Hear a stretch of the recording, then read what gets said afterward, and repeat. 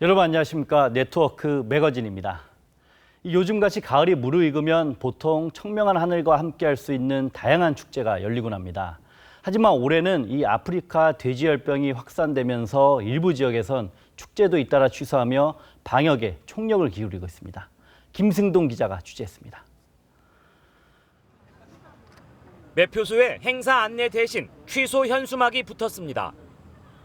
2년마다 열리는 경기 세계 도자 비엔날레가 개막을 이틀 앞두고 전격 취소됐습니다. 경기 북부에 이어 인천까지 확산된 아프리카 돼지 열병 때문입니다. 이번 취소 결정으로 이미 입국한 20여 명의 해외 작가들은 발길을 돌려야 할 상황입니다. The artists feel very much sorry for them. And we can manage. I mean, for us it's not that big disaster.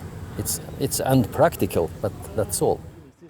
행사 개최지 이천은 경기도 내 최대 양돈 농가 밀집 지역입니다. 2010년 구제역 파동 당시 소돼지 40만 마리를 살처분했습니다. 주최 측은 온오프라인을 통해 판매한 입장권 13만 장에 대해 환불 조치 중입니다. 국가적인 재난 사항들이 더 촉발되지 않은 그런 차원에서 저희가 과감한 결정을 하고 안성시도 지역 최대 행사인 바우더기 축제를 열지 않기로 했습니다. 안성시는 설치했던 대형 공연 무대와 부대 시설을 모두 철거 중입니다.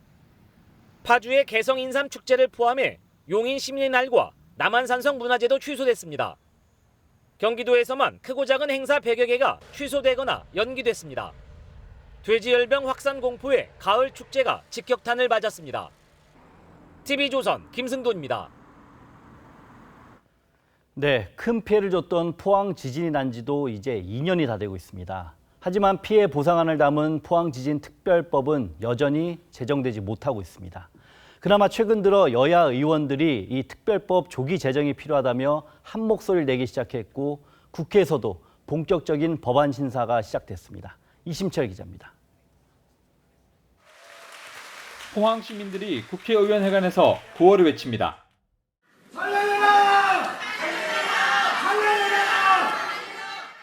시민 500여 명은 국회에서는 처음 열린 포항 지진특별법 공청회에서 보상 대책을 담은 지진특별법을 하루빨리 제정해달라고 국회의원들에게 요청했습니다. 이 법을 반드시 통과시켜야 됩니다. 국가가 이 문제를 반드시 책임지겠다 하는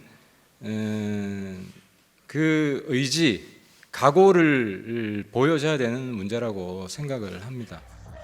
지진특별법 제정의 필요성은 여당과 야당 모두 공감대를 형성했습니다. 정부로부터 동의를 다 받지 못한 부분들이 많습니다. 이걸 어떻게 설득해 갈 것인지에 대해서는 여야가 힘을 합치고 민주당 의원님들 마음을 우리 여기 계신 포항 주민들이 많이 흔들어 주시고 녹여내 주십시오. 지진 특별법 통과에는 절대로 여야가 있을 수 없습니다. 국회 소위원회는 지난 25일에야 법안 심사를 시작했습니다. 6달 전인 지난 3월 특별법이 발의됐지만 여야 충돌로 진척을 보지 못했습니다. 포항 지진특별법은 국회 소위원회와 본위원회를 거쳐 본회의를 통과해야 합니다. 포항시는 국회의원을 찾아가 설득하고 추가 공청회도 열어 올해 안으로 특별법이 제정되도록 하겠다고 밝혔습니다. TV조선 이심철입니다. 이 충남 금산은 1500년 전부터 인삼을 재배했습니다. 그 전통만큼 유명한 인삼을 이 저렴하게 구입하고 다양한 체험도 할 수 있는 축제가 지금 금산에서 열리고 있습니다. 그 현장을 김다루 기자가 다녀왔습니다. 충남 금산 인삼시장입니다. 곳곳에 굵직한 인삼이 가득하고 정겨운 흥정도 벌어집니다.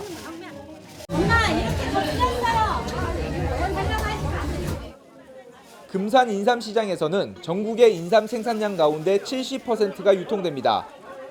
전국에서 캐는 거 금산으로 다 와요. 그래서 여기서 이렇게 금을 해서 팔려 나가요. 인삼시장 옆에서는 올해 38번째를 맞은 금산 인삼축제가 막을 올렸습니다. 관광객들은 인삼 캐기와 홍삼 조격 체험을 하고 저렴하게 인삼도 구매하며 축제를 즐깁니다. 힘도 나고 달달하기도 하고 그래서 뭐 꿀에 이렇게 재놓기도 하고 데려 먹고 그래 여러모로 좋을 것 같아요. 금산구는 올해 어린이와 청소년의 인삼체험과 마당극 놀이도 신설했습니다. 금산 인삼축제 관광객은 100만 명에 이르고 인삼 판매량도 700억 원이 넘습니다. 충남 금산에서는 1500년 전부터 인삼을 재배했습니다. 금산 인삼은 전통 재배 방식을 인정받아 지난해 세계 중요 농업유산으로도 지정받았습니다. 낮과 밤의 기온 차이가 상당히 심합니다. 그러다 보니 인삼보다는 더 단단하고 약효가 훨씬 뛰어납니다. 올해 금산 인삼축제는 다음 달 6일까지 금산 인삼관 광장과 인삼 약초거리 등지에서 열흘 동안 이어집니다. TV조선 김다로입니다. 네, 인천을 대표하는 예술 공간인 인천 아트 플랫폼이 생겨난 지 올해로 10주년을 맞았습니다. 그동안 이곳에서 국내외 300여 명의 예술가들이 다양한 창작 활동을 하며 성장했습니다. 이를 바탕으로 인천시는 이 예술 활동과 지역 경제가 융합될 수 있는 예술 생태계도 조성하기로 했습니다. 강석 기자입니다. 하얀 캔버스 위로 붓이 움직입니다. 검은색 물감이 빈 공간을 채웁니다. 이 작업실에는 인간의 정체성을 묻는 작품이 가득합니다. 질 수 없는 것을 이렇게 지려고 하는 어떤 상황이라고 보시면 될 것 같아요. 가죽 표면에 인두로 글자를 새깁니다. 하얀 연기와 함께 타는 냄새가 퍼집니다. 학살의 고통과 인간성 상실을 고민하는 이민아 작가에게 인천은 많은 영감을 주는 곳입니다. 한국 근대사에 있어서 그 일본과의 어떤 개항이라든지 이런 거에 중심부에 있었기 때문에 제가 작업하는 데 있어서 굉장히 도움을 많이 받아요. 예술가들이 모여 창작 활동을 하는 공간, 인천 아트 플랫폼입니다. 지난 10년 동안 국내외 예술가 300여 명을 배출했습니다. 작업실 제공과 교육 전시 등을 통해 예술가의 성장을 도왔습니다. 지역 주민들에겐 문화 체험 장소로 자리 잡았습니다. 300여 명의 대한민국 중심 예술가들이 배출되었고요. 인천의 문화예술의 명소로 성장했다는 거. 그래서 어지간한 시민들에게 인천 아트 플랫폼 그러면 문화가 있는 곳. 인천시는 예술가들의 창작 활동 자체를 콘텐츠로 만들 방침입니다. 차이나타운 등 주변 관광지와 연계한 예술 관광 생태계도 조성할 계획입니다. TV조선 강석입니다.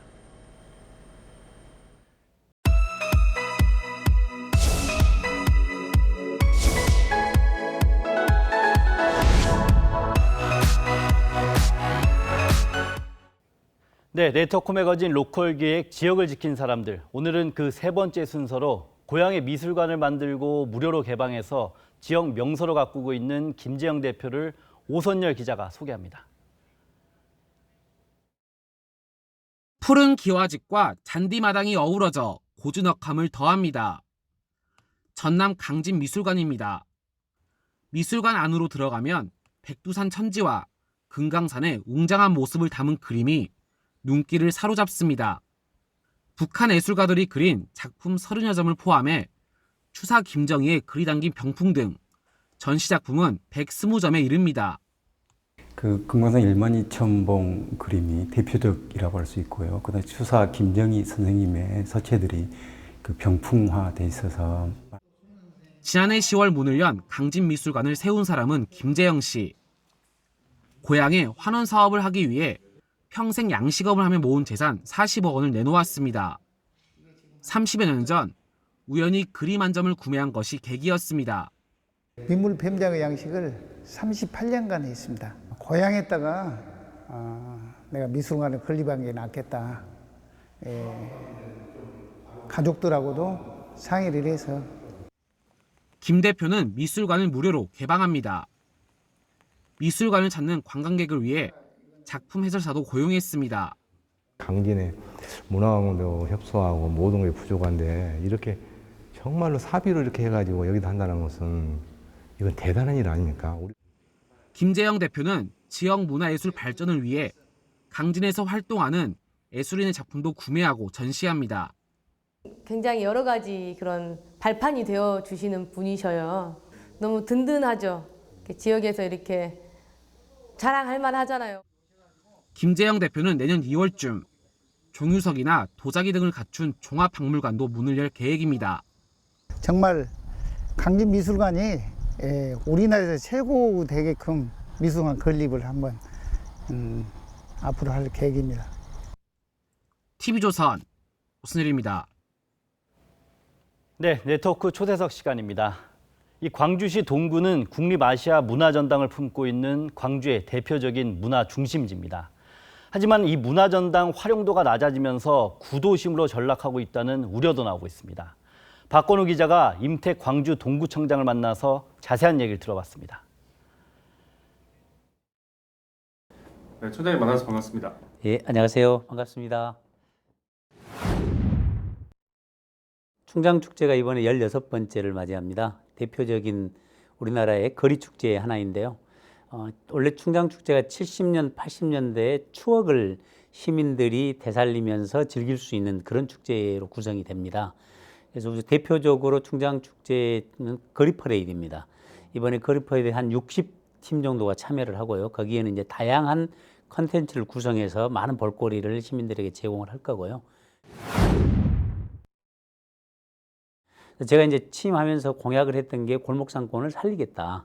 근데 그걸 살릴 수 있는 자원을 또 우리 동구가 가지고 있습니다. 예를 들어서 제가 이제 7대 상권으로 구분해서 기존에 있던 상권이 가지고 있는 특징을 잘 살려야겠다.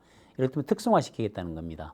예를 들면 광주의 대표적인 전통시장인 남광주시장, 해산물을 중심으로 한, 그 다음에 대인시장이 있는데요. 전통시장을 묶어서 이 전통시장을 문화와 관광이 있는 문화관광형 시장으로 만들겠다. 예를 들어서 그리고 충장로에는 한복의 거리가 있습니다. 금남로에는 쇼핑의 거리가 있습니다. 그래서 한복 쇼핑의 거리에서 뷰티 산업을 만들어서 충장로 금남로를 특성화시키는 문제, 이런 것들을 각각 특성화시켜서 인구는 작지만 우리 동구를 많은 사람들이 찾아서 체류하기도 하고 골목을 찾아서 소비하게 하고 이렇게 함으로써 골목 경제를 살릴 수 있다고 생각하기 때문에 7대 상권 특성화를 위한 TF팀을 구성을 해서 지금 운영을 하고 있습니다. 국립아시아문화전당이 우리 동구에 있습니다.